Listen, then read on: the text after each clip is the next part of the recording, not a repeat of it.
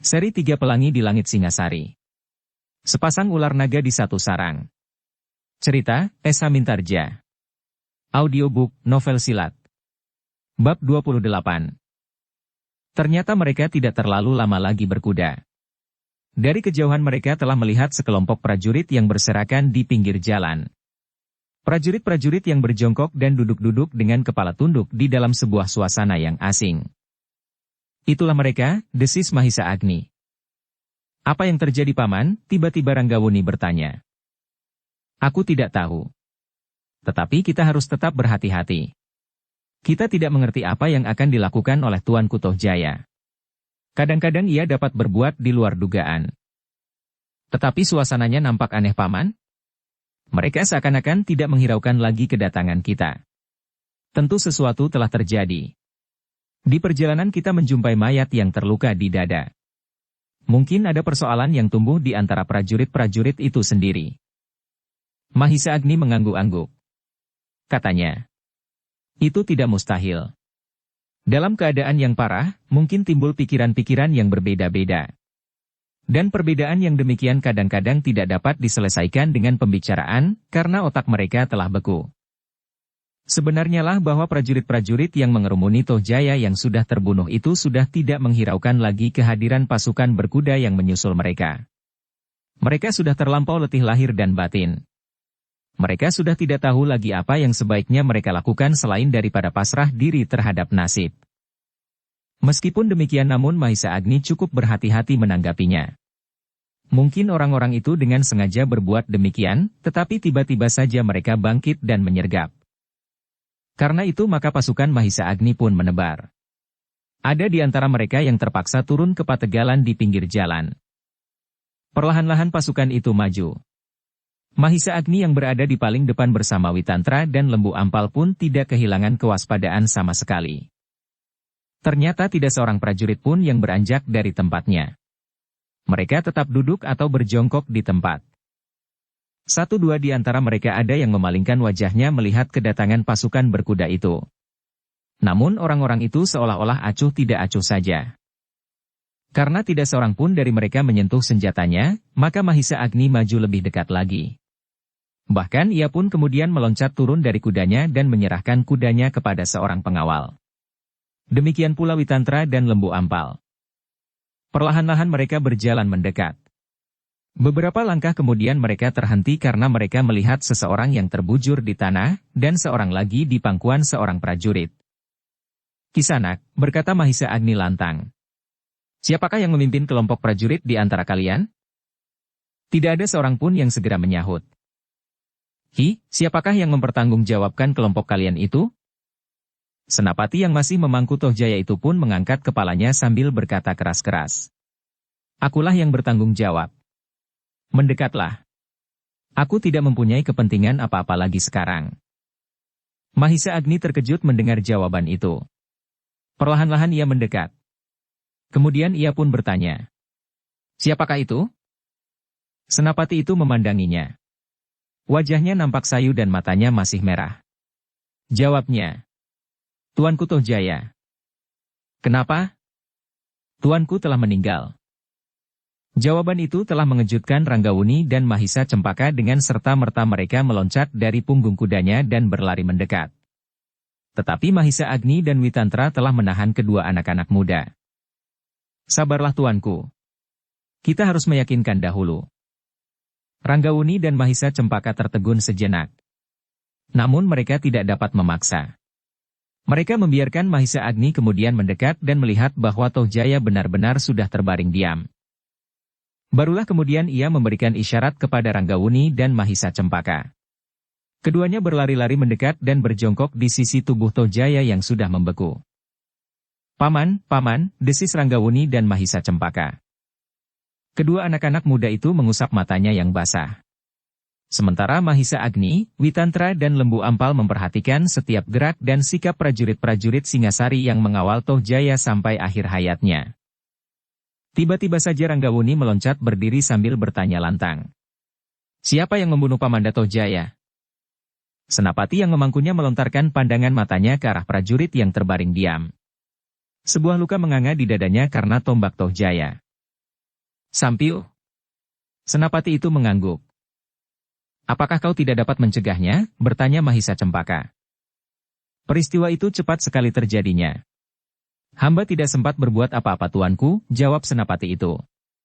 Ia pun kemudian menceritakan apa yang telah dilihatnya dan kemudian yang dapat disaksikan adalah kematian Toh Jaya di pangkuannya itu. Yang mendengarkan cerita itu menundukkan kepalanya. Kematian Toh Jaya benar-benar tidak terduga-duga. Seorang prajurit yang mengawalnya dengan setialah yang justru telah membunuhnya. Sejenak mereka berdiri termangu-mangu menyaksikan akhir dari hidup Toh Jaya. Kemudian Ranggawuni pun memerintahkan untuk membawa jenazah Toh Jaya kembali ke Singasari dan menyelenggarakan sebaik-baiknya sesuai dengan adat upacara yang harus dilakukan. Demikianlah, setelah para prajurit melepaskan senjata-senjata, maka mereka pun kembali mengusung Toh Jaya di atas tandu, tetapi mereka membawanya kembali ke Singasari. Berbagai tanggapan telah timbul. Namun adalah suatu kenyataan bahwa Toh Jaya sudah tidak ada lagi. Dan tidak ada yang dapat menyangkal bahwa di antara para bangsawan, Ranggawuni lah yang paling berhak atas tahta Singasari. Namun, Ranggawuni tidak akan bersedia mukti sendiri. Karena baginya jabatan tertinggi itu merupakan tanggung jawab yang sangat berat. Dan karena itulah maka Ranggawuni telah menerima jabatan tertinggi di Singasari bersama saudara sepupunya, Mahisa Cempaka. Keduanya lah yang kemudian menyelenggarakan jenazah Toh Jaya sebagaimana mestinya, dan dicandikan di Katang Lumbang. Beberapa saat kemudian, setelah Singasari menjadi tenang, dan rakyat Singasari tidak lagi dicemaskan oleh peristiwa-peristiwa baru yang timbul, maka Ranggawuni pun telah dinobatkan menjadi Maharaja di Singasari dengan resmi. Ranggawuni yang menjabat sebagai Maharaja dengan gelar Wisnuwardana, sedangkan Mahisa Cempaka diangkat menjadi Ratu Agnibaya dengan gelar Batara Narasinga. Keduanya memerintah Singasari dengan rukun dan seakan-akan tidak pernah terpisahkan, sehingga rakyat Singasari menganggap keduanya bagaikan sepasang ular naga di satu sarang. Untuk sementara Singasari pun diliputi oleh ketenangan yang damai. Namun demikian sepasang ular naga di satu sarang itu tidak dapat mencegah mengalirnya waktu. Mereka tidak dapat mencegah Tuan Putri Ken Dedes menjadi semakin tua seperti juga Mahisa Agni dan Witantra yang kemudian kembali ke padepokannya. Mereka tidak dapat mencegah Mahendra yang kembali pula ke rumahnya menjadi bertambah tua pula seperti juga Lembu Ampal. Apalagi Ken Umang yang tidak dapat disembunyikan lagi dan yang kemudian sebagian orang menganggap lebih baik baginya ketika ia meninggal dunia, justru lebih cepat dari Ken Dedes yang tua dan sakit-sakitan. Tetapi bahwa yang kasat mata tidak akan abadi adanya, juga ketenangan dan kedamaian di Singasari, yang ibu kotanya masih tetap berada di Tumapel lama. Demikianlah maka Kediri yang sudah ditinggalkan Mahisa Agni pun berkembang pula. Tetapi, Kediri merasa dirinya memiliki masa lampau yang lebih besar dari Singasari. Itulah sebabnya, pada suatu saat akan datang persoalan yang tumbuh karena kebesaran Kediri yang hampir pulih kembali. Namun untuk waktu yang lama, Singasari adalah negara yang besar di bawah pimpinan sepasang ular naga di satu sarang. Tidak ada seorang pun yang tidak menjadi cemas di seluruh istana bahwa seluruh daerah Singasari yang besar, ketika Nenekda Maharaja Singasari yang bergelar Wisnuwardana, yaitu Ken Dedes, menjadi sakit keras.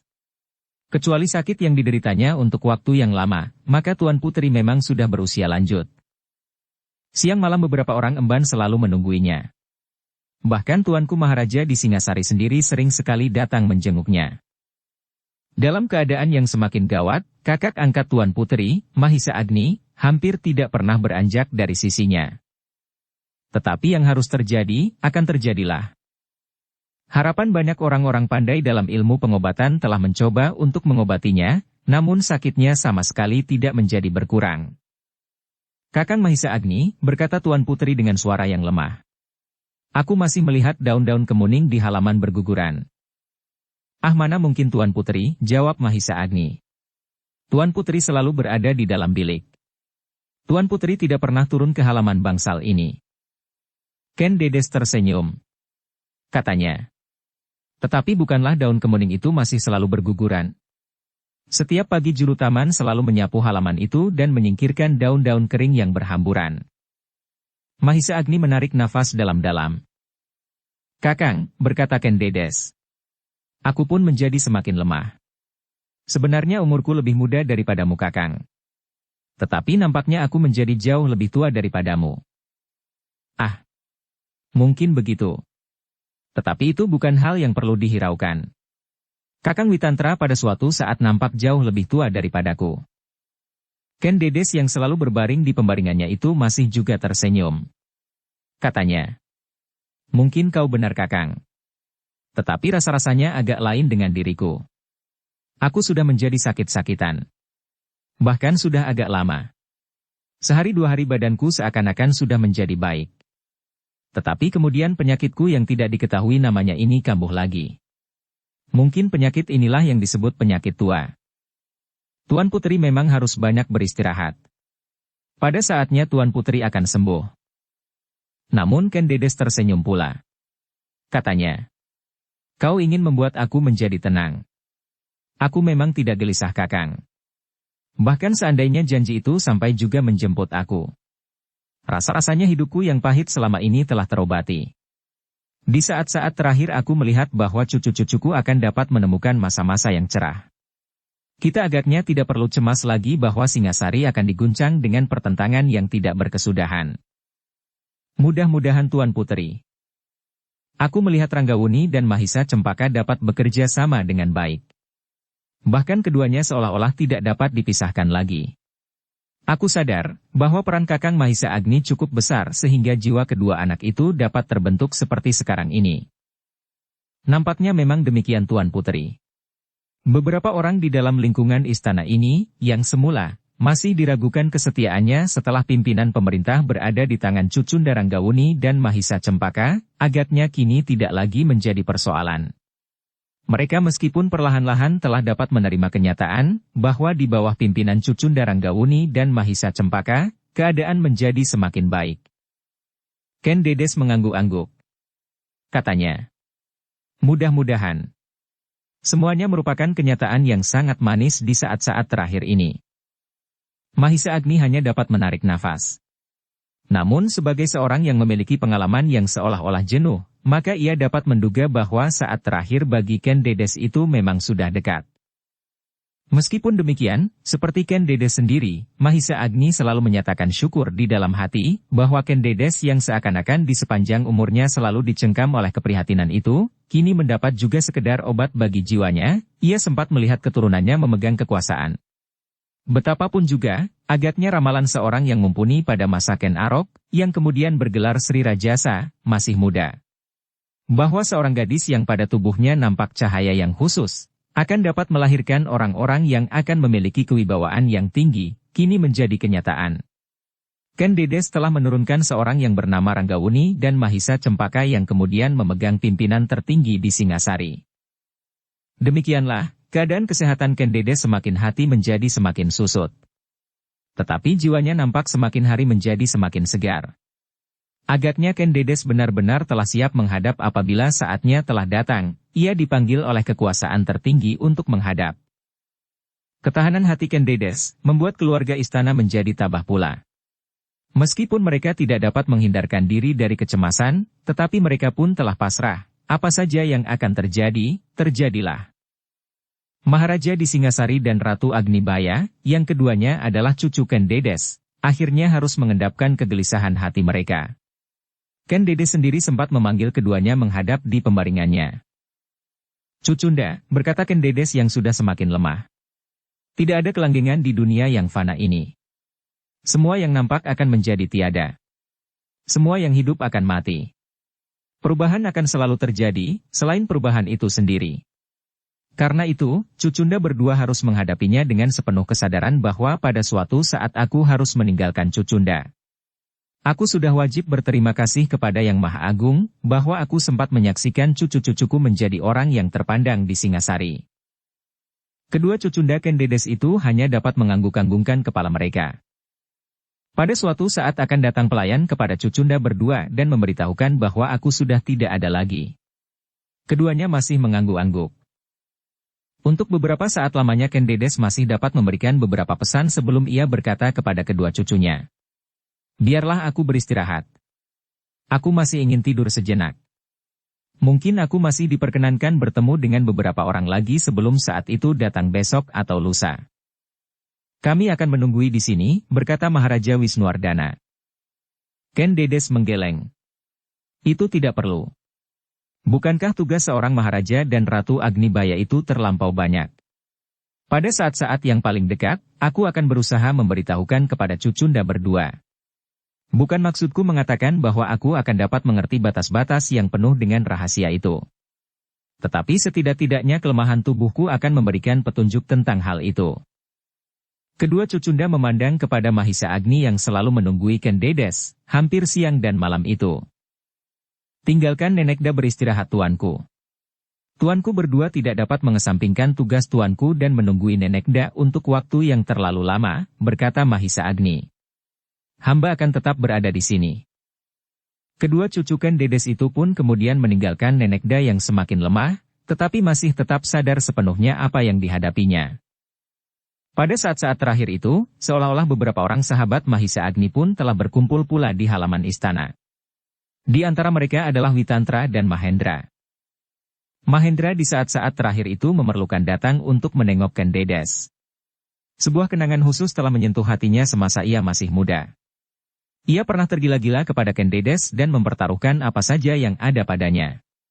Bahkan ia pernah melakukan perang tanding dengan Mahisa Agni yang pada waktu itu menyebut dirinya bernama Wiraprana, karena Wiraprana sendiri, seorang anak muda yang dicintai oleh Ken Dedes, sama sekali tidak mampu mempertahankan gadis itu dengan cara yang keras. Mahendra menarik nafas dalam-dalam jika kenangan itu mulai membayang. Tetapi semuanya sudah lama lampau, berkata Mahendra kepada diri sendiri. Namun, bayangan itu bagaikan lewat dengan urutan yang jelas di dalam angan-angannya. Ken Dedes yang kemudian jatuh di tangan Aku Tunggul Ametung yang bujukan kuda sempana. Tetapi akhirnya kuda sempana sendiri mendendam karenanya. Ken Dedes benar-benar telah diperistri sendiri oleh Aku Tunggul Ametung. Sesuatu telah terjadi saat itu. Mahendra pun akhirnya mendengar bahwa Tunggul Ametung pernah mengucapkan kepada Ken Dedes, bahwa ia telah menyerahkan kekuasaan atas Tumapel kepada istrinya. Ken Dedes itu. Meskipun kemudian Ken Dedes diperistri oleh Ken Arok sepeninggal Aku Tunggul Ametung karena dibunuh oleh Ken Arok itu sendiri, namun ternyata sampai saat terakhir, garis keturunan Ken Dedeslah yang memegang kekuasaan di Singasari. Tohjaya hanya berhasil menguasai Singasari yang besar untuk waktu yang sangat pendek. Tidak lebih dari setahun. Akhirnya Ranggawuni dan Mahisa Cempakalah yang menjadi Maharaja dan Ratu Agnibaya dengan gelar Wisnuwardana dan Batara Narasinga. Mahendra tidak dapat menghapus kenangan itu. Pada saat ia bersama Witantra diperkenankan memasuki bangsal Ken Dedes, maka bayangan itu pun rasa-rasanya menjadi semakin jelas membayang. Dengan hati yang berdebar-debar keduanya bergeser mendekati pembaringan. Mahendra menarik nafas dalam-dalam ketika ia melihat Ken Dedes yang terbaring diam. Wajahnya yang dibayangi dengan garis-garis umur nampak pucat. Tetapi bagi Mahendra yang melihat wajah itu di masa mudanya, seolah-olah melihat kecantikan yang dahulu masih membayang. Kecantikan yang menyeret Ken Dedes ke tempat yang sama sekali tidak dikehendaki dan tidak diduganya sama sekali. Mahisa Agni yang ada di ruang itu pula sempat melihat wajah Mahendra yang menegang. Namun hanya sejenak, karena Mahendra berusaha dengan sungguh-sungguh untuk menguasai perasaannya. Ketika Ken Dedes kemudian membukakan matanya, Mahendra menjadi semakin berdebar-debar. Tetapi ia berhasil menghapus kesan-kesan itu dari wajahnya. Meskipun keadaan tubuh Ken Dedes sudah sangat lemah, tetapi ingatannya masih cukup baik. Ia tidak melupakan masa-masa lampau yang agaknya membayang juga di angan-angan Mahendra. Mahendra, berkata Ken Dedes perlahan-lahan sekali. Mahendra bergeser mendekat. Hamba Tuan Putri. Aku mengucapkan terima kasih. Bantuanmu besar sekali bagi cucu-cucuku, dan terutama bagi Singasari. Itu sudah menjadi kewajiban hamba Tuan Putri. Dan wajah yang tegang ia mendekati Tandu Tohjaya. Mahendra, berkata Ken Dedes pula. Kesempatan terakhir ini akan aku pergunakan untuk selain mengucapkan terima kasih, juga minta maaf kepadamu. Aku menyimpan kesalahan yang mungkin telah menyakiti hatimu. Ah, sudahlah Tuan Putri. Sekarang Tuan Putri tinggal menenteramkan hati. Cucunda telah sampai pada jenjang yang seharusnya. Yang lampau biarlah lampau. Ken Dedes tersenyum. Katanya. Mungkin aku tidak akan dapat menunggu cucuku lebih dari saat-saat purnama naik besok lusa. Kepadamu, kepada Kakang Witantra dan kepada Kakang Mahisa Agni aku mohon, agar cucuku selalu mendapatkan perlindungan. Pesan itu akan selalu kami junjung tinggi Tuan Putri. Ken Dedes tersenyum. Kemudian katanya kepada Witantra. Kakang, sejak masa pemerintahan aku Tumapel, kau adalah orang yang banyak memberikan arah dalam pemerintahan. Apakah kau juga akan berbuat demikian pada saat-saat cucu-cucuku memegang pemerintahan di Singasari? Tuan Putri, berkata Witantra. Selagi hamba mendapat kesempatan, hamba akan melakukannya. Keri Dedes tersenyum pula. Kehadiran Witantra dan Mahendra membuat hatinya semakin besar. Seolah-olah ia dengan hati yang lapang, dapat meninggalkan cucu-cucunya tanpa kecemasan apapun, karena di sekitar Baginda Wisnuwardana dan Batara Narasinga, berdiri orang-orang yang dapat dipercaya, sementara kedua cucu-cucunya itu tumbuh menjadi orang yang cukup kuat untuk kemudian berdiri sendiri. Kehadiran Witantra dan Mahendra agaknya menambah lapang jalan yang akan ditempuh oleh Ken Dedes. Ternyata sepeninggal mereka, wajah Ken Dedes yang semakin pucat, menjadi semakin cerah pula. Dan pada akhirnya saat yang tidak dapat dihindari itu pun tiba. Saat-saat terakhir dari kehidupan seorang yang semula adalah gadis padepokan kecil di sebelah padukuhan Panawijen, namun yang perjalanan hidupnya menelusuri kekuasaan demi kekuasaan sejak saat Tumapel sampai Singasari.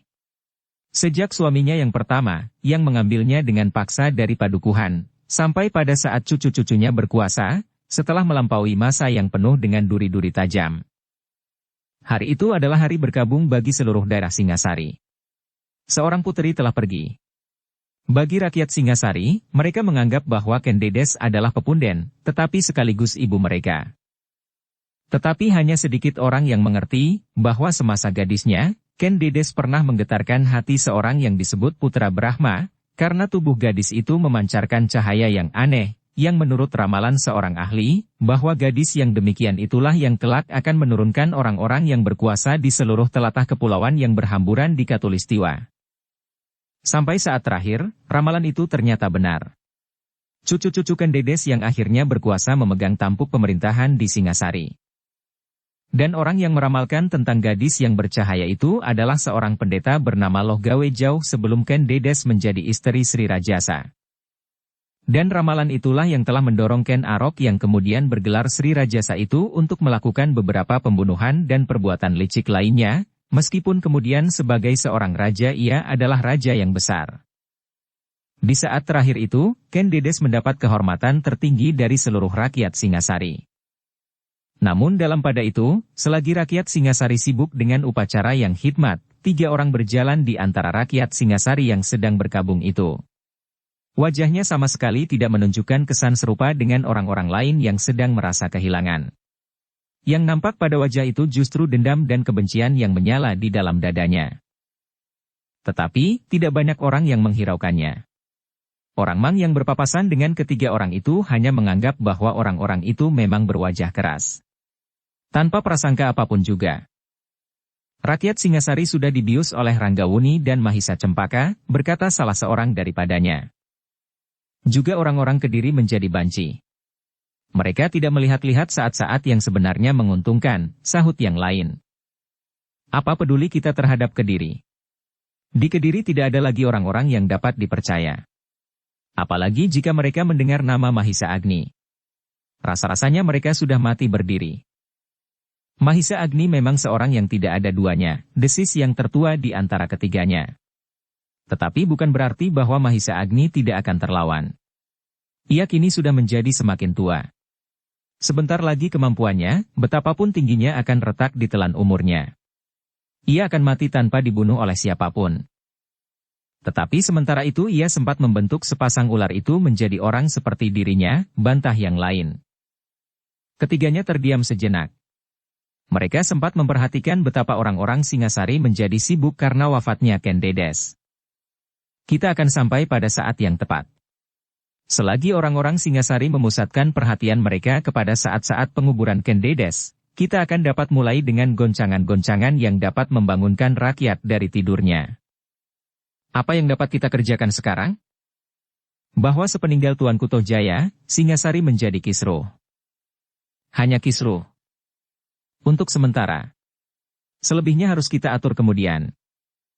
Tetapi jangan diberi kesempatan Ranggauni dan Mahisa Cempaka memerintah dengan tenang.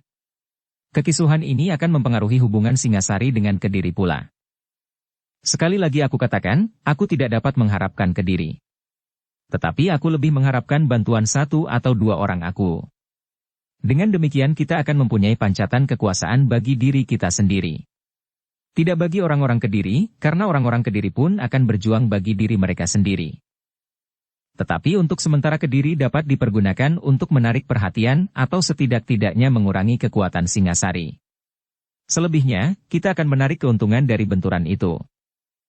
Harapannya kecil sekali. Sekarang Kediri justru masih dapat dihisap oleh Mahisa Agni. Jadi, kita akan menunggu. Kita melihat apa yang dilakukan oleh rakyat Singasari pada saat-saat kematian Ken Dede sekarang ini. Harus ada kesan bahwa tidak seluruh rakyat Singasari bergabung. Dengan demikian, maka kesan itu akan tersebar luas, karena justru pada saat ini banyak sekali orang-orang dari luar kota Singasari berada di sini. Jika kita dapat menimbulkan atas Ken Dede sekarang ini, maka usaha kita yang pertama sudah berhasil. Apakah keuntungannya? Sudah aku katakan. Bahkan kesan yang didapat, tidak semua orang setia kepada Ranggauni dan Mahisa Cempaka. Sehingga orang-orang Singasari tidak menganggap bahwa mereka adalah manusia yang memiliki wewenang langsung Dati Yang Maha Agung untuk memerintah Singasari seperti anggap beberapa orang. Apakah begitu? Yang berkata begitu? Sebagian rakyat Singasari menganggap bahwa kedua orang itu memang sudah ditakdirkan untuk menjadi pemimpin bagi mereka, sehingga mereka menjadi silau dan tidak dapat menilai dengan sewajarnya. Jika mereka dapat menilai dengan sewajarnya, bertanya kawannya. Ah, kau gila. Aku berharap bahwa rakyat Singasari ini menjadi terbuka matanya, bahwa ada kekuatan lain yang perlu dipertimbangkan. Kau benar, sahut yang lain. Lalu, aku setuju bahwa kita harus menumbuhkan kesan, bahwa kematian Ken Dedes bukan sesuatu yang harus disesalkan. Dan bahwa Ranggauni dan Mahisa Cempaka adalah manusia lumrah yang pada suatu saat akan dapat ditumbuhkan. Kawan-kawannya mengangguk-anggukkan kepala mereka. Lalu tiba-tiba salah seorang dari mereka bergumam. Bagaimana dengan kekuasaan Linggapati di Mahibit? Yang lain mengerutkan keningnya. Kemudian salah seorang dari mereka di Mahibit mempunyai kekuatan yang memadai untuk melaksanakan rencana ini. Tetapi seperti Kediri, ia akan berbuat bagi dirinya sendiri. Aku lebih condong untuk berhubungan dengan aku di Babatu. Kita pikirkan kemudian, potong yang lain, lalu. Apa yang pantas kita lakukan sekarang? Kita sebut-sebut nama Tuanku Tohjaya. Itu terlampau berbahaya. Jadi, sebaiknya kesan yang timbul bukan karena kita mendendam karena Tuanku Tohjaya telah disingkirkan. Dengan demikian maka pengaruhnya akan kecil sekali bagi rakyat Singasari, karena mereka menganggap lumrah jika kita, pengikut-pengikut Tuanku Tohjaya menjadi sakit hati sepeninggalnya. Jadi, kita membuat Rajapati. Kita mengambil seseorang dan membunuhnya di gerbang kota. Kita lemparkan kepada para prajurit penjaga pintu gerbang. Jika mereka mengejar kita, kita selesaikan sama sekali di luar kota. Kita sisakan salah seorang dari mereka. Kita perkenalkan diri kita dan perguruan kita. Kita tunjukkan ciri-ciri kita yang bukan lagi prajurit-prajurit seperti saat-saat kita belum berguru. Apakah itu tidak berbahaya? Mahisa Agni akan bertindak atas perguruan kita. Tidak seorang pun akan dapat menemukan padepokan kita itu. Ketiga orang itu terdiam sejenak. Lalu salah seorang dari mereka tiba-tiba berkata, "Hi, kau lihat anak muda itu?" "Ya. Anak muda yang tampan. Ia berjalan seorang diri," jawab kawannya. "Apa maksudmu?" Kawannya tidak segera menjawab. Dipandanginya saja anak muda yang disebutnya. Namun tiba-tiba ia berkata, "Hi, ia tidak sendiri. Ia berjalan bersama kawannya. Atau barangkali adiknya. Rupanya mirip sekali." Kedua kawannya yang lain mengangguk-angguk. Anak muda yang dimaksud memang berjalan bersama seorang anak muda yang lain, yang mula-mula sedikit terpisah, namun yang kemudian bergabung kembali. "Kau mengenal anak muda itu?" bertanya orang yang mula-mula menunjuknya. Kawan-kawannya menggelengkan kepalanya. Tidak, jawab salah seorang daripadanya. Ini akan bertindak atas perguruan kita. Aku senang kepada anak-anak muda itu. Ini akan bertindak atas perguruan kita. Maksudmu? Apakah anak-anak itu akan kau ajak makan bersama kita atau kau ajak pulang atau akan kau beri uang? Orang itu tertawa. Katanya. Kita buat anak itu menjadi bahan. Bahan? Bukankah kita sepakat untuk membuat keributan? Kita bawa anak itu ke dekat perbatasan kota. Kemudian anak ini kita bunuh dan kita lemparkan kepada para prajurit yang bertugas. Jika prajurit-prajuritku mengejar kita, kita akan membunuh mereka pula. Bukankah begitu? Bukankah kita akan membiarkan seorang dari mereka hidup dan mengenal ciri-ciri perguruan kita? Sehingga dengan demikian, Singasari akan menyadari bahwa sebuah perguruan yang besar telah memusuhinya untuk jangka waktu yang panjang, maka perguruan itu akan menghimpun rakyat yang menyadari keadaannya dan menumbangkan kekuasaan Ranggawuni dan Mahisa Cempaka. Yang lain mengangguk-angguk. Mereka melihat kedua anak muda itu berjalan perlahan-lahan menyusuri jalan kota yang sedang diliputi oleh suasana berkabung. Marilah kita ikuti anak yang malang itu, karena tiba-tiba saja ia telah diterkam oleh bahaya maut. Tidak seorang pun yang dapat menolak nasib, yang telah menggerakkan hati kita untuk memilihnya menjadi korban yang pertama, karena korban-korban berikutnya akan berjatuhan. Ketiganya pun kemudian berjalan mengikuti kedua anak muda yang mereka sebut sebagai anak-anak muda yang malang, yang tiba-tiba saja telah diterkam oleh nasib buruk. Semakin lama ketiga orang itu menjadi semakin dekat, sehingga mereka mendengar pembicaraan kedua orang anak-anak muda itu. Marilah kita kembali, ajak yang muda. Kita belum mengelilingi kota ini seluruhnya, jawab yang lebih tua. Bukankah ayah berpesan, agar kita segera kembali? Upacara penyelenggaraan jenazah itu sudah akan dilakukan dan sebaiknya kita sudah berada di halaman istana. Yang tua termenung sejenak. Namun kemudian katanya. Baiklah. Tetapi kita akan menempuh jalan yang lain. Bukan jalan yang kita lalui pada saat kita pergi dari istana sampai ke tempat ini. Yang muda pun mengangguk-angguk. Ketiga orang yang dengan sengaja ingin menimbulkan kekacauan itu mengikutinya saja. Mereka mencari kesempatan untuk membujuk anak-anak itu pergi ke perbatasan kota. Ketika kedua anak muda itu tiba-tiba berhenti dan termangu-mangu maka tahulah ketiga orang yang mengikutinya bahwa anak itu menjadi bingung. Mereka tidak mengetahui jalan yang manakah yang menuju ke istana Singasari. Salah seorang dari ketiga orang yang mengikutinya itu pun kemudian mendekatinya sambil bertanya. Hi anak muda, apakah ada yang sedang kau cari? Anak muda itu memandang orang yang bertanya kepadanya dengan heran, karena ia merasa sama sekali belum pernah mengenalnya. Kau tentu belum mengenal aku, berkata orang itu. Karena aku pun belum pernah mengenal kalian. Tetapi aku dapat melihat bahwa kalian agaknya sedang kebingungan. Apakah kau orang baru di kota ini? Kami bukan orang baru di kota ini, jawab yang lebih tua.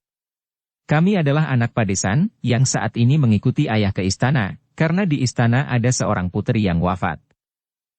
Orang yang mengikutinya itu mengangguk-angguk. Lalu, bukankah sedang mencari jalan ke istana? Dari mana kau tahu? Menilik sikapmu. Kau bingung. Ya. Kami agak bingung. Jika kami tidak menemukan jalan ke istana, kami akan menempuh jalan pada saat kami meninggalkan istana pergi menyusuri jalan sampai ke tempat ini. Apakah kau masih ingat jalan yang baru saja kau lalui sampai ke tempat ini?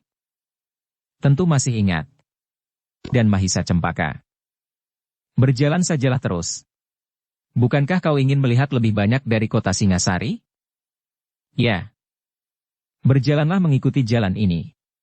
Jika kau sampai ke simpang 3, kau berbelok saja ke kiri, kemudian sekali lagi kau belok ke kiri. Kedua anak-anak muda itu termangu-mangu. Kemudian yang lebih tua bertanya. Apakah kau tidak keliru? Menilik arah dari letak istana itu, jalan yang tunjukkan menjadi semakin jauh dari tujuan. Orang itu tertawa. Kami adalah penghuni kota ini. Sudah tentu kami mengenal setiap lorong dengan baik. Anak yang lebih tua itu menengadahkan wajahnya memandang ke langit. Gumamnya. Bukan jalan itu. Ketiga orang yang mencoba menunjukkan jalan itu saling berpandangan sejenak. Mereka merasa heran bahwa anak-anak muda itu tidak mau mempercayainya. "Kenapa kau tidak percaya kepada kami?" bertanya salah seorang dari ketiganya. "Bukan maksudku tidak percaya Kisanak. Tetapi kami merasa yakin bahwa jalan yang kau tunjukkan adalah salah. Mungkin kalian bertiga adalah penduduk kota ini. Tetapi suatu ketika kalian telah menjadi bingung." Seorang di antara ketiga orang itu tiba-tiba membentak. "Jangan gila anak-anak muda. Kau membuat kami marah. Kami ingin berbuat baik terhadap kalian, tetapi kalian justru menghina kami. Kau sangka bahwa kami orang-orang pikun yang sudah tidak tahu kiblat? Bukan. Sama sekali tidak. Tetapi apa boleh buat? Kami akan mengambil jalan lain. Menurut perhitunganku, kami berada di sebelah timur istana. Jadi kami harus berjalan terus ke selatan." "Itu benar. Tetapi kami harus berbelok justru ke kanan, dan sekali lagi ke kanan. Itu arahnya." Kau sekarang menghadap kemana?" "Ah, mudah sekali. Lihatlah matahari." Ketiga orang itu termenung sejenak. Namun salah seorang di antara mereka tidak sabar lagi. Katanya, "Baiklah. Kau anak-anak muda yang cukup cerdas. Tetapi aku tidak peduli kemana kalian akan pergi. Kalian harus berjalan menurut arah yang kami tunjuk." "Kenapa?" "Sebaiknya kita tidak usah ribut. Aku berterima kasih bahwa Kisanak berusaha menunjukkan jalan bagi kami. Tetapi anggaplah bahwa kami tidak pernah bertemu. Biarlah kami memilih jalan kami sendiri meskipun kami harus tersesat. Sejauh-jauhnya kami akan tersesat sampai ke gerbang kota. Di gerbang kota kami akan dapat bertemu dengan 2 atau 3 orang prajurit yang dapat membetulkan arah perjalanan kami." "Persetan," geram salah seorang dari ketiganya. "Ikuti kami." "Kenapa?" "Aku tidak mempersoalkan jalan ke istana lagi. Tetapi kami memerlukan kalian berdua." Siapa nama kalian?" "Apakah keperluan kalian dengan kami?" bertanya anak muda yang lebih tua. "Kau tidak usah bertanya. Sebut lebih dahulu namamu." Kedua anak muda itu justru menjadi semakin curiga. Karena itu maka yang tua menjawab, "Kalian tidak perlu mengetahui namaku. Aku tidak tahu hubungan apakah yang sudah terjadi di antara kita sekarang. Karena itu, maka nama kami tidak ada gunanya bagi kalian. Kecuali jika persoalan yang ada di antara kita menjadi jelas." "Gila," geram salah seorang dari ketiga orang yang sengaja ingin menumbuhkan keributan itu. "Aku tidak peduli lagi nama kalian. Sekarang ikutlah kami." "Maaf Kisanak, kami harus segera kembali ke istana." Tiba-tiba saja kedua orang yang telah berdiri di arah yang berlainan. Salah seorang berkata, "Kalian tidak dapat menolak perintah kami." Kedua anak muda itu termangu-mangu sejenak. Namun kemudian yang muda berkata, "Kalian tidak akan dapat memaksa kami. Jika kami berteriak, maka orang-orang di sekitar tempat ini tentu akan tertarik perhatiannya." Salah seorang dari ketiga orang itu tertawa.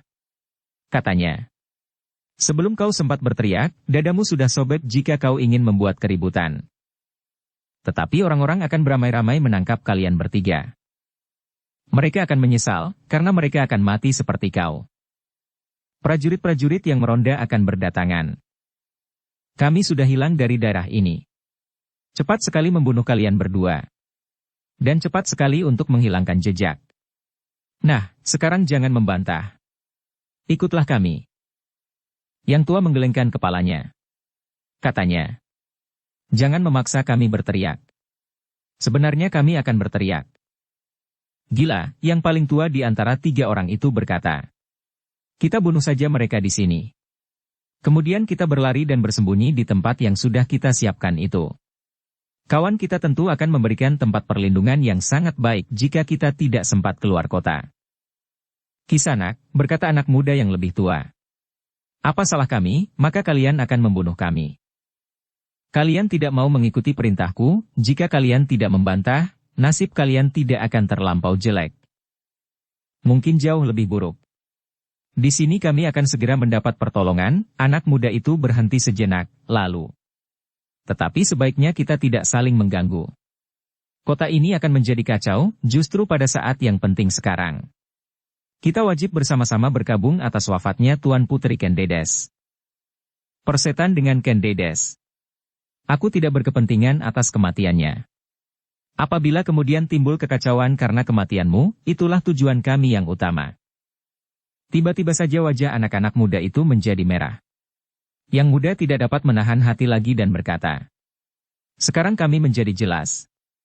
Jika demikian, kami akan segera minta bantuan untuk menangkap kalian bertiga, karena kalian dengan sengaja akan menimbulkan kekacauan."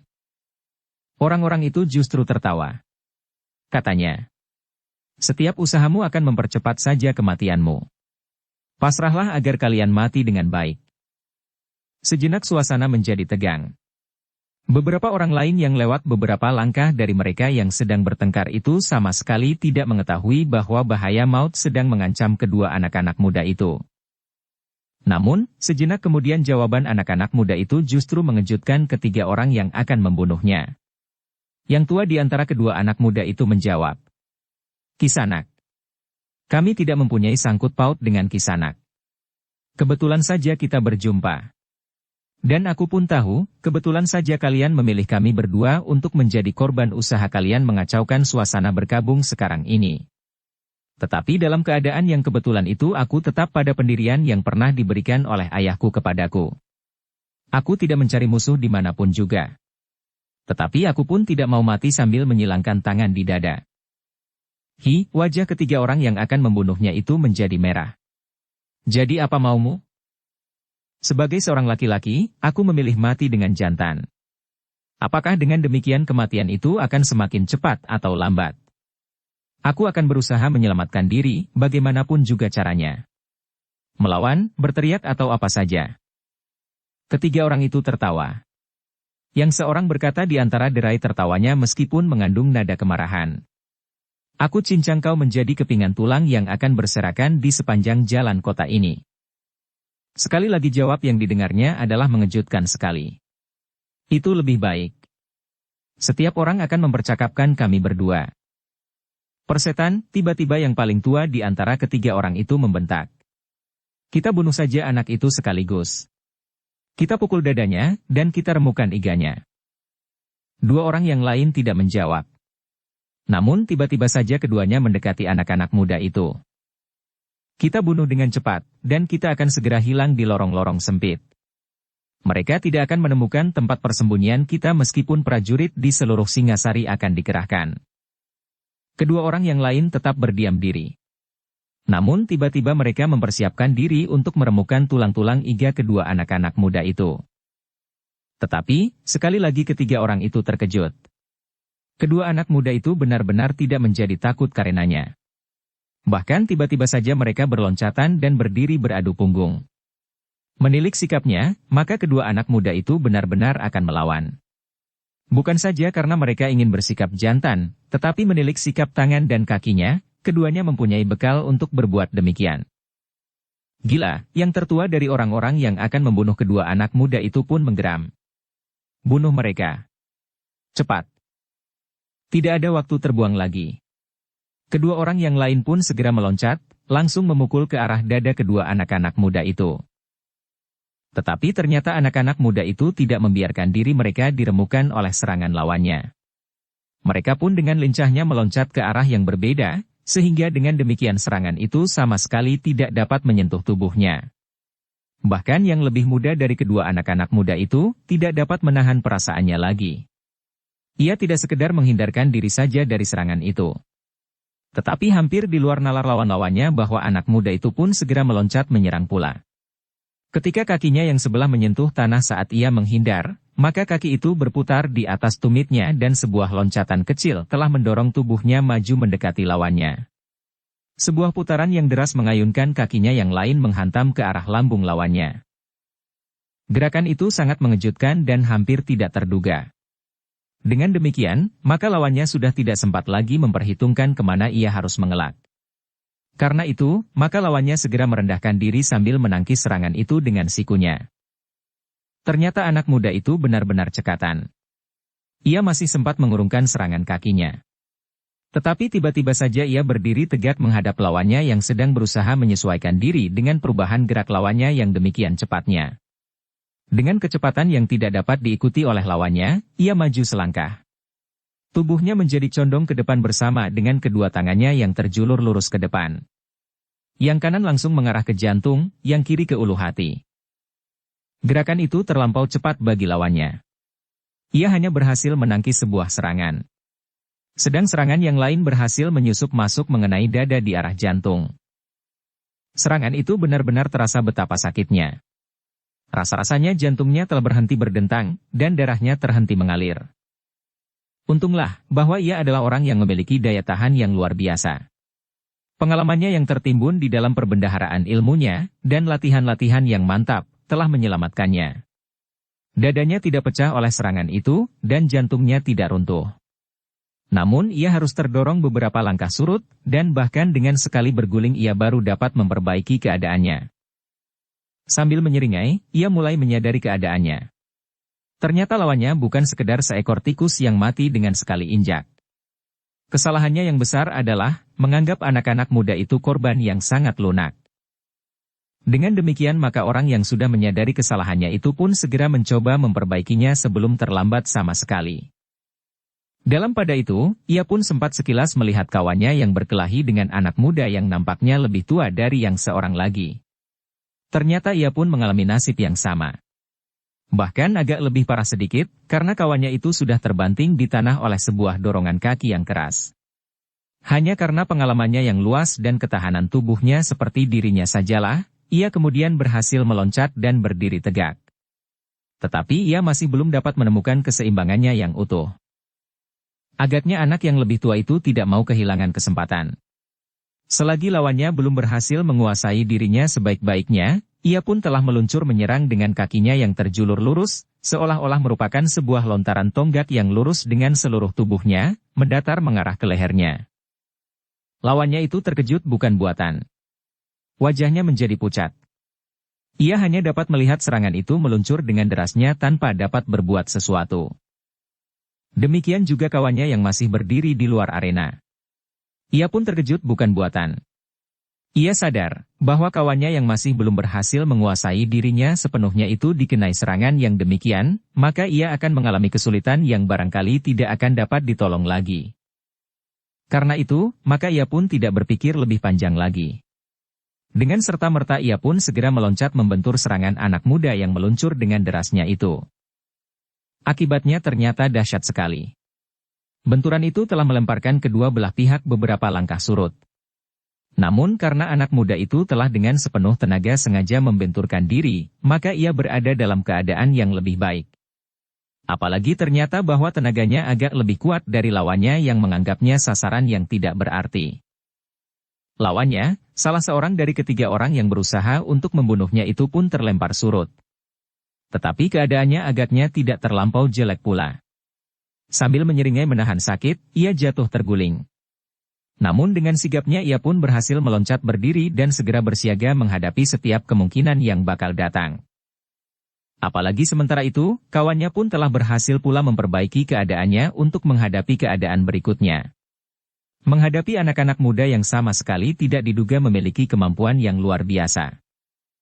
Ternyata anak yang lebih muda itu pun masih juga berdiri tegak di tempatnya. Di luar sadarnya ia tersenyum melihat orang-orang yang tidak dikenalnya, dan yang tiba-tiba saja ingin membunuhnya itu terdesak dan bahkan untuk beberapa saat ada dalam kebingungan. Dalam pada itu, selagi kedua anak-anak muda itu termangu-mangu, maka orang yang paling tua di antara ketiga lawannya itu pun menggeram sambil bertanya. "Hi, siapakah kalian sebenarnya?" Yang lebih tua di antara anak-anak muda itu menyahut. "Apakah kau perlu mengetahui siapakah kami?" "Persetan. Aku harus mengetahui siapakah kalian sebelum kalian mati. Kalian menunjukkan ilmu yang pernah aku kenal sebelumnya. Kalian masih tetap akan membunuh kami?" "Ya." "Itu tidak mungkin. Perkelahian ini telah menarik perhatian. Sebentar lagi tentu ada prajurit yang datang kemari. Lihat di kejauhan orang-orang berlari-larian mendekat. Mungkin mereka ingin melerai. Tetapi agaknya perkelahian yang kita lakukan, yang nampaknya seolah-olah perkelahian antara orang-orang yang berilmu, sekali lagi, hanya nampaknya saja, justru karena kekasaran kita masing-masing telah menjadi ragu-ragu. Tetapi tentu ada di antara mereka yang melaporkannya kepada prajurit Singasari. Aku akan membunuh prajurit-prajurit yang mendekat. Jumlahnya tentu banyak sekali. Ditambah dengan kami berdua. Persetan, siapa kau berdua? Sesaat kedua anak muda itu ragu-ragu. Namun kemudian yang tua menjawab. Kami adalah dua orang bersaudara. Jika kalian memang ingin mengetahui, kami berasal dari Padesan. Kami baru saja datang untuk ikut bersama ayah kami menyatakan bela sungkawa atas kematian Tuan Putri Kendedes. Siapa ayahmu itu? Siapa? Namanya Mahendra. Dan Mahisa Cempaka. Gila. Jadi kau anak Mahendra, saudara seperguruan Witantra yang juga disebut Panji Pati-Pati. Ya. Apakah kau sudah mengenal ayahku? Gila. Kalian memang harus dibunuh. Ayahmu ikut bersama Mahesa Agni merobohkan kekuasaan Tuan Kutohjaya. Ayahku yang ikut.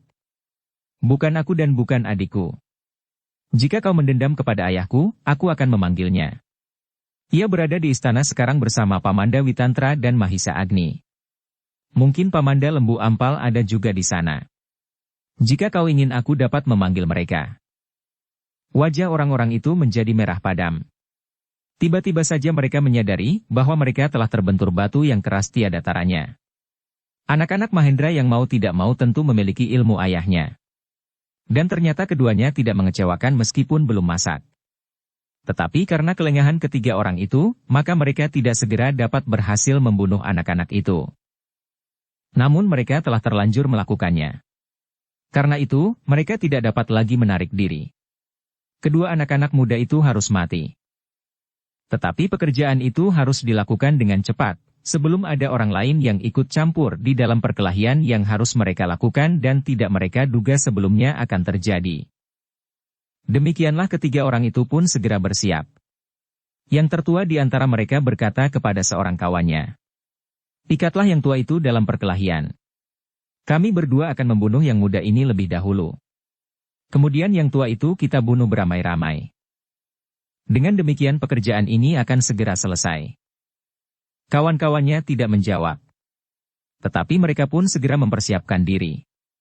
Dan sejenak kemudian perkelahian pun segera telah mulai lagi. Yang tua dari kedua bersaudara itu memang menjadi cemas. Adiknya harus bertempur melawan dua orang yang mungkin akan sulit dilawannya. Karena itu, maka katanya kepada adiknya sambil bertempur, "Kita bertempur berpasangan." Adiknya tidak bertanya lagi. Ia pun segera menyesuaikan diri, sehingga jarak perkelahian mereka menjadi semakin dekat. "Tahan yang tua itu," berteriak salah seorang dari kedua orang yang sedang berkelahi melawan yang muda di antara kedua bersaudara itu. Tetapi jawabnya, "Aku sudah berusaha." Namun usaha itu tidak berhasil. Bahkan dua orang yang bertempur melawan seorang, yang muda di antara kedua bersaudara itu pun tidak berhasil menahan jarak dari keduanya. Ternyata kedua anak-anak muda itu memang memiliki ilmu yang dapat mereka banggakan. Apalagi ketika mereka kemudian menjadi semakin dekat. Rasa-rasanya ada hubungan yang tidak terpisahkan di antara keduanya. Seakan-akan keduanya telah digerakkan oleh satu otak yang mempergunakan dua tubuh yang berloncatan dengan lincahnya. Yang tua dari kedua bersaudara itu mendesak semakin dekat. Lawannya tidak banyak dapat menahannya, sehingga akhirnya batas yang mereka usahakan itu pun dapat dipecahkannya. Keduanya pun kemudian bertempur dalam satu lingkaran arena. Keduanya mampu membentuk dinding perlawanan yang seakan-akan tidak akan tertembus meskipun usaha mereka untuk menyerang pun menjadi terbatas. Namun demikian, ternyata kedua anak-anak muda itu adalah anak-anak muda yang sangat berbahaya. Untuk beberapa saat lamanya mereka bertempur dengan sengitnya. Namun ternyata bahwa tiga orang yang sedang bertempur melawan dua orang anak-anak muda itu, sama sekali tidak mendapat kesempatan. Jangankan membunuhnya, sedang untuk menyentuh kulitnya pun mereka masih belum berhasil. Dalam kegelapan hati, maka ketiga orang itu telah mengerahkan segenap kemampuan mereka, dengan senjata di tangan. Tetapi mereka masih tetap dalam kesulitan, apalagi ketika kedua anak-anak muda itu telah mencabut kerisnya. "Senjata ini terlampau pendek," desis yang muda. "Apa yang akan kau pergunakan?" bertanya yang tua. Yang muda tidak menyahut. Namun tiba-tiba saja ia telah mengurai sebuah rantai berwarna putih berkilat-kilat dari bawah ikat pinggangnya sambil berlindung di belakang kakaknya yang berusaha menghalau setiap serangan. "Baiklah," berkata yang tua. "Pergunakan senjatamu, lalu setelah rantai itu terurai berikan kerismu kepadaku." Yang tua pun kemudian membawa dua bilah keris. Keris yang seolah-olah menjadi merah membara. Sedang yang muda telah mempergunakan sebuah rantai. Dengan demikian, maka kedua anak-anak muda itu pun seakan-akan menjauhi yang satu dengan yang lain, namun dalam pada itu, keduanya masih tetap terikat dalam satu pasangan yang tidak terpisahkan. Dengan rantai di tangannya, yang muda dari kedua bersaudara itu menjadi semakin lincah. Ujung rantainya berputaran dan kadang-kadang mematuk seperti kepala seekor ular. "Gila!" teriak salah seorang dari ketiga lawannya. Sementara perkelahian itu menjadi semakin seru, seperti yang dikatakan oleh kedua bersaudara itu, bahwa mereka telah menarik perhatian orang-orang yang melihatnya. Bahkan kemudian telah timbul keributan di antara mereka. Meskipun mereka tidak berani melerainya, namun beberapa orang yang memiliki sedikit keberanian, berusaha untuk mendekat dan di luar sadar, mereka telah membuat semacam lingkaran mengelilingi perkelahian itu, meskipun lingkaran itu terlampau luas. "Apa yang terjadi?" desis salah seorang dari mereka. "Kami tidak tahu," jawab yang lain. Dan tiba-tiba saja salah seorang berteriak. "Hikisana, kenapa kalian berkelahi?" Tiba-tiba saja yang muda di antara kedua anak Mahendra itu menyahut. "Aku juga tidak tahu." Tiba-tiba saja mereka menyerang. "Persetan," desis lawannya.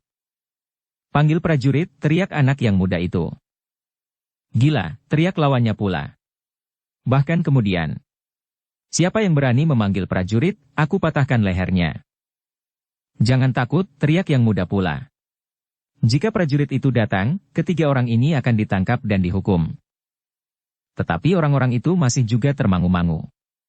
Mereka bagaikan terpukau melihat perkelahian yang luar biasa, yang hampir tidak dapat mereka ketahui ujung dan pangkalnya. Meskipun demikian, tetapi ada juga beberapa orang yang berpikir dengan baik. Agaknya memang lebih baik menyampaikan persoalan itu kepada mereka yang bertanggung jawab. Apalagi pada saat Singasari sedang berkabung. Karena itulah, maka satu dua orang di antara mereka itu pun segera berlari-lari meninggalkan arena itu. "Gila!" teriak salah seorang dari ketiga orang itu. "Siapa yang melaporkan kepada prajurit Singasari, akan aku cekik dan aku cincang di tengah jalan." Tetapi lawannya yang muda menyahut. "Bagaimana kau akan mencekik dan mencincang? Mereka sudah lari dan kau masih berada di sini bersamaku." Gila, kemarahan ketiga orang itu telah memuncak. Tetapi mereka tidak dapat memaksakan keadaan. Kedua anak-anak muda itu benar-benar memiliki kemampuan yang tidak dapat ditembusnya betapapun mereka berusaha. Bahkan kemudian ketiga orang itu sudah bertempur dengan kasar dan liar. Akhirnya ketiga orang itu harus mengakui bahwa mereka memang tidak akan dapat membunuh kedua anak-anak muda itu. Mereka agaknya telah salah pilih. Kedua pemuda itu disangkanya tidak akan dapat berbuat apapun juga sehingga dengan mudahnya keduanya akan mereka bunuh dan mereka lemparkan ke depan para prajurit pengawal di pintu gerbang. Jika prajurit-prajurit itu ingin menangkap mereka bertiga, maka prajurit-prajurit itu pun akan mereka bunuh pula. Karena ketiga orang itu menganggap dirinya mampu melawan 5 bahkan 10 orang prajurit-prajurit kecil yang bertugas di pintu gerbang dalam keadaan damai dan tenang. Tetapi ternyata bahwa terhadap kedua anak-anak muda itu pun mereka tidak sanggup berbuat lebih banyak daripada bertempur tanpa akhir. Kenyataan yang tidak mereka ingkari itu gagaknya telah mendorong orang tertua di antara mereka untuk mengambil sikap. Jika benar-benar beberapa orang prajurit datang membantu kedua anak-anak muda itu, keadaannya tentu akan berbeda daripada mereka harus melawan 10 orang prajurit-prajurit dungu. Karena itu, maka sejenak kemudian terdengar isyarat dari mulutnya. Isyarat yang hanya dapat dimengerti oleh mereka bertiga. Tetapi yang maksudnya dapat diduga, bahwa mereka akan segera menarik diri dari arena. Ternyata dugaan itu benar. Ketiganya pun tiba-tiba segera meloncat urut dan dengan serta-merta meninggalkan arena perkelahian menerobos lingkaran orang-orang yang melihat perkelahian itu dari jarak yang agak jauh. Yang muda dari kedua bersaudara itu akan mengejarnya. Tetapi kakaknya menahannya. Katanya, "Sudahlah. Kita tidak tahu siapakah yang berdiri di belakang mereka. Kita akan menyerahkan kepada yang berkewajiban, agar persoalan ini dapat diselesaikan. Setidak-tidaknya peristiwa ini dapat menjadi isyarat bahwa ada sesuatu yang perlu diperhatikan oleh kekuasaan yang ada di Singasari sekarang ini. Dalam pada itu, orang yang semula berdiri melingkari arena meskipun pada jarak yang agak jauh, tiba-tiba telah berpencaran. Mereka berlari-lari menyibak, memberikan jalan kepada 3 orang yang berlari-larian sambil membawa senjata yang teracu. Tidak seorang pun yang berani menahan mereka, desis yang muda dari kedua orang bersaudara itu. Sudah barang tentu. Mereka sudah melihat kemampuan ketiga orang itu, jawab yang tua. Sejenak keduanya termangu-mangu melihat beberapa orang yang menyibak dan kemudian berdiri mematung memandang 3 orang yang berlari semakin jauh itu. Kakang, bertanya yang muda. Benarkah 3 orang itu mampu melawan prajurit-prajurit Singasari? Mungkin. Apakah prajurit-prajurit Singasari itu terlampau lemah bagi mereka? Jika mereka gentar kepada prajurit-prajurit yang bertugas, mereka tidak akan berani berbuat demikian di dalam kota ini dan bukankah mula-mula mereka sudah berkata bahwa mereka akan membunuh prajurit-prajurit yang mendekat ketika kita mengatakan bahwa akan ada prajurit-prajurit yang tertarik kepada perkelahian ini? Yang tua menarik nafas dalam-dalam. Ia masih berdiri di tempatnya sambil membawa 2 bilah keris. Ini kerismu, katanya sambil menyerahkan keris itu. Yang muda itu pun segera menerima kerisnya dan menyarungkannya setelah ia melingkarkan rantainya kembali di bawah ikat pinggangnya. Bersambung ke bab 29. Dukung kami dengan subscribe, follow, like, komen dan share. Terima kasih.